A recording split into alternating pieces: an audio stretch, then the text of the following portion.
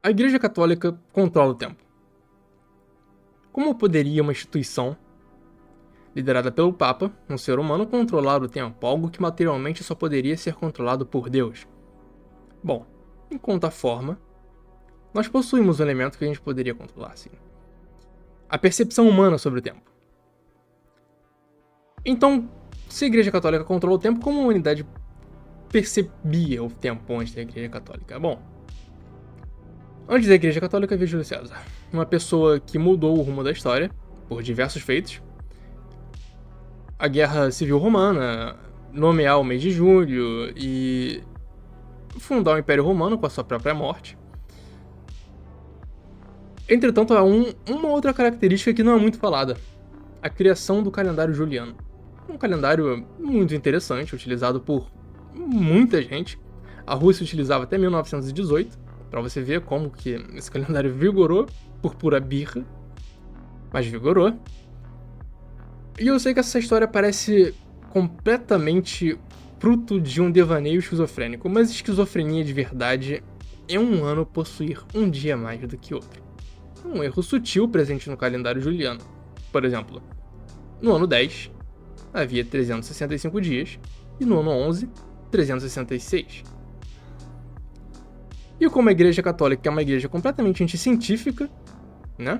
Como dizem hoje em dia os especialistas, ela resolveu sanar esse problema, a mão de Gregório XIII, que convocou uma série de estudiosos jesuítas, e não jesuítas, como príncipes e demais sacerdotes, para formular um jeito mais perfeito de perceber o tempo. Assim, instaurando o que conhecemos hoje como calendário gregoriano, uma conta matemática que se encaixa perfeitamente, não tão perfeita por conta do ano bissexto, mas a conta matemática mais perfeita até o momento. E com isso, a Igreja Católica mudou a forma com a qual percebemos o tempo no mundo. Existem nações cristãs e não cristãs que utilizam o calendário gregoriano. Não é uma coisa... a Igreja Católica não criou o calendário para a Igreja Católica, ou para os cristãos, mas para toda a humanidade.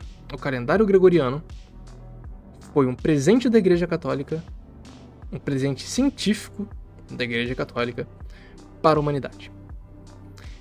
E hoje, os nossos especialistas tiveram a incrível ideia de pegar esse calendário feito por um papa e desenvolvido por jesuítas, é claro, e retirar Cristo da equação. Porque o calendário gregoriano possui em seu centro, no ano 1, o nascimento de Jesus Cristo. Possui em seu centro, no ano 1, o nascimento de Jesus Cristo. Aí o que esses especialistas seculares resolveram fazer? Vamos apagar isso e tirar o antes e depois de Cristo, baseado no nascimento de Cristo por razões lógicas, e colocar antes e depois da Era Comum. O que define antes e depois da Era Comum? O nascimento de Cristo. E ainda tem gente que considera essa tomada de decisão algo racional, simplesmente por pura birra e ódio a Cristo, porque isso é uma atitude revolucionária em todo o sentido da palavra, porque não é uma coisa inédita. Os revolucionários jacobinos, eles fizeram a mesma coisa na França quando chegaram ao poder. Retirar Cristo de toda a vida pública e civil. E também alteraram o calendário deles.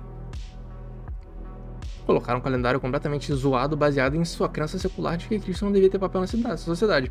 E hoje nós vemos, no meio ocidente, em terras cristãs, estudiosos fazendo a mesma coisa.